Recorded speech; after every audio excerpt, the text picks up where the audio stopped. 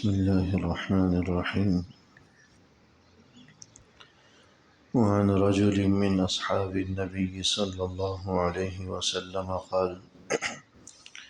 كنا في مجلس فطلع علينا رسول الله صلى الله عليه وسلم وعلى رأسه أثر ماء، فقلنا يا رسول الله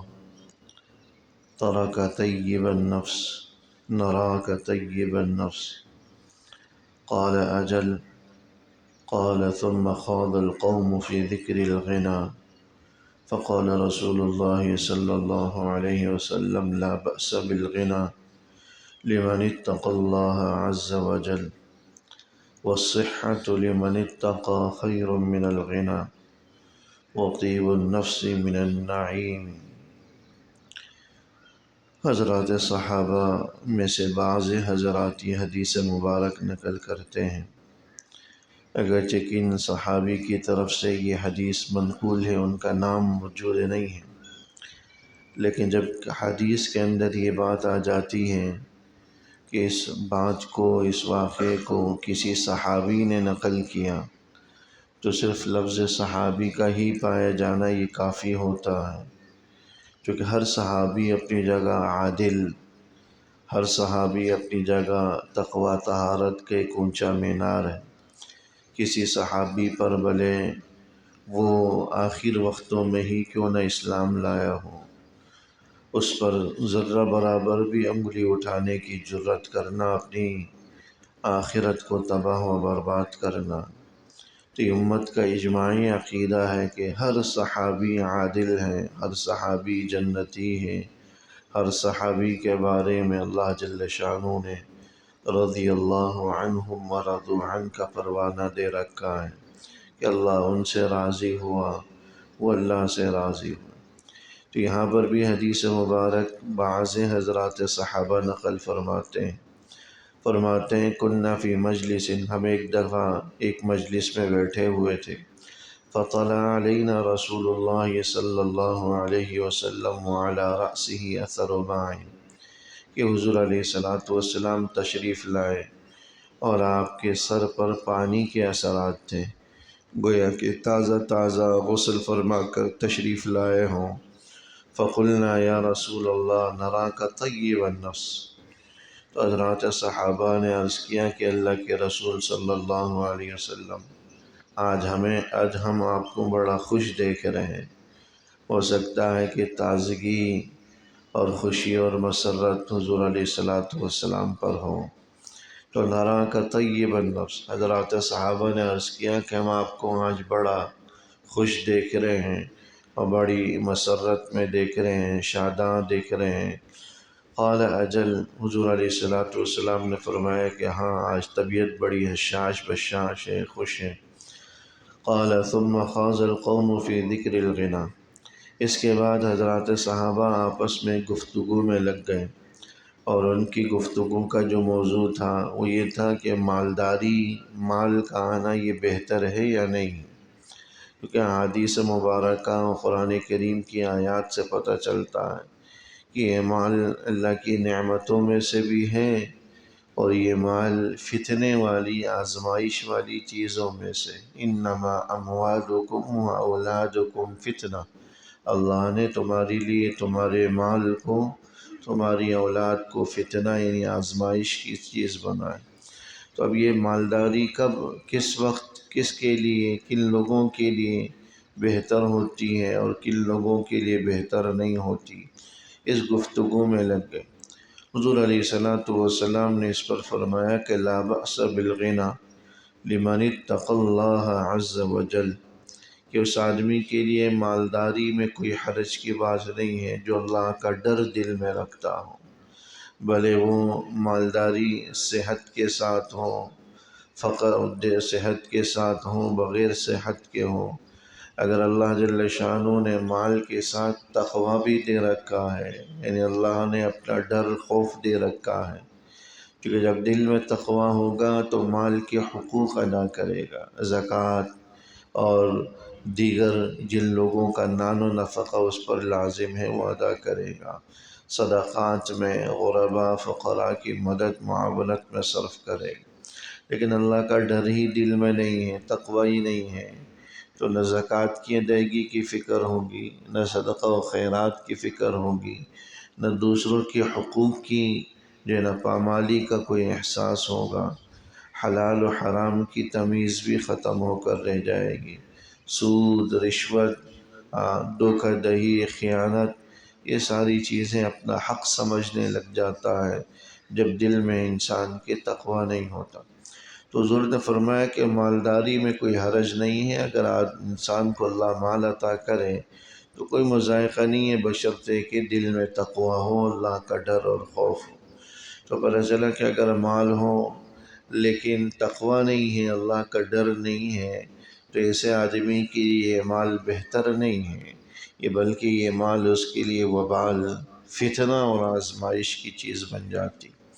پھر فرمایا کہ وَالصِّحَّةُ لِمَنِ اتَّقَى خَيْرٌ مِّنَ الْغِنَىٰ، کہ صحت مالداری سے کہیں زیادہ بہتر ہے متقی آدمی کے لیے۔ متقی آدمی کے لیے صحت مالداری سے کہیں زیادہ بہتر ہے۔ یعنی اگر اللہ نے صحت دے رکھی ہے، تندرستی دے رکھی ہے، تو صحت کی اور تندرستی کی نعمت مالداری کی نعمت سے کہیں زیادہ بہتر ہے، بشرطے کہ آدمی متقی ہو۔ کیونکہ صحت ہو اور تقوی ہو تو پھر اپنی صحت کو، اپنی اس تندرستی کو اللہ کی عبادت میں صرف کرے گا، نافرمانی میں صرف نہیں کرے گا۔ اگر صحت ہے لیکن اللہ کی نافرمانی ہے طبیعت میں، اللہ جل شانہ کا ڈر، خوف، تقوی نہیں ہے، تو اپنی صحت، جوانی اور تندرستی کو اللہ کی نافرمانی والے کاموں میں استعمال کرے گا، یہ صحت اس کے لیے کسی کام کی نہیں۔ تو فرمایا کہ صحت یہ مالداری سے بہتر ہے، کیونکہ انسان کے پاس مال ہو، صحت نہیں ہے، تندرستی نہیں ہے، وہ چلنے پھرنے میں، اٹھنے بیٹھنے میں، اپنی ضروریات اور اپنے حاجات میں، کھانے پینے میں، دیگر چیزوں میں دوسروں کا محتاج ہے، اللہ بچائے۔ تو ایسا مال کا کیا فائدہ جو انسان جس کو استعمال ہی نہ کر سکے اور وہ دوسروں پر بوجھ بن کر رہ جائے۔ بس اوقات ایسا شخص مال ہونے کے باوجود بھی دوسروں کے لیے بوجھ بن جاتا اور دوسرے تمنا اور آرزو کرنے لگتے ہیں کب یہ دنیا سے جائے گا، یہ بوجھ ہٹے گا۔ تو وَالصِّحَّةُ لِمَنِ اتَّقَى خَيْرٌ مِّنَ الْغِنَىٰ، فرمایا کہ صحت، تندرستی متقی آدمی کے لیے مالداری سے کہیں زیادہ بہتر اللہ کی نعمت۔ پھر تیسری بات ارشاد فرمائی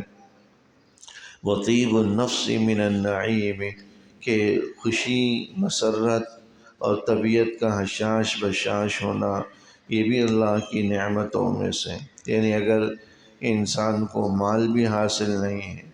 اور صحت بھی نہیں ہے لیکن طبیعت خوش ہے، اللہ جل شانہ نے غم سے، پریشانی سے، فکروں سے، سوچوں سے، بلا ضرورت کی ٹینشنوں اور ڈپریشنوں سے اور اس قسم کے امراض سے اللہ نے بچا کر رکھا ہے، تو اللہ کی ایک بڑی نعمت۔ آج ایک بڑا مرض ٹینشنوں کا، ڈپریشنوں کا ہے۔ لوگ بلا ضرورت موہوم، غیر یقینی وساوس پال کر خود کو ٹینشنوں میں، بیماریوں میں، ڈپریشن میں مبتلا کر لیتے ہیں۔ بھئی کیا ہوگا، آگے کیا ہوگا، اس مسئلے کا کیا ہوگا، حالانکہ وہ آنے والی چیزیں ایسی ہیں جس کا کسی کو بھی علم نہیں۔ تو یہ غیر یقینی بات کی وجہ سے، موہوم وہمی باتوں کی وجہ سے انسان سوچ سوچ کر خود کو ڈپریشن کا، ٹینشنوں کا شکار کر دے، تو اس سے بڑھ کر شاید بد نصیبی یا اس سے بڑھ کر بیماری کچھ نہیں ہوگی۔ اللہ جل شانہ نے مستقبل کی فکر سے ہمیں مستغنی کر دیا، کیونکہ اس کا علم ہی ہمیں نہیں دیا۔ تو جس چیز کا انسان کو علم ہی نہیں ہے اس کے حوالے سے سوچ سوچ کر انسان خود کو پریشان کرے، خود کو جو ہے غموں اور ڈپریشن کا شکار کرے، اس سے بڑی حماقت کی بات اور کیا ہو سکتی۔ جو ہمارے اختیار میں نہیں ہے، جو ہمارے بس میں نہیں ہے، اس کو سوچ سوچ کر پریشان ہونا، اس کی وجہ سے جو ہے نا خود کو بیمار کر دینا، یہ کوئی دانشمندانہ عمل نہیں۔ سے فرمایا کہ وہ طیب النفس، انسان اپنے حال کو دیکھے، اس کو بہتر کرنے کی کوشش کرے، آگے مستقبل کی پریشانیوں کے بارے میں متفکر ہو کر، پریشان ہو کر خود کو جو ہے نا اذیت میں ڈالنا، ٹینشنوں میں مبتلا کر دینا،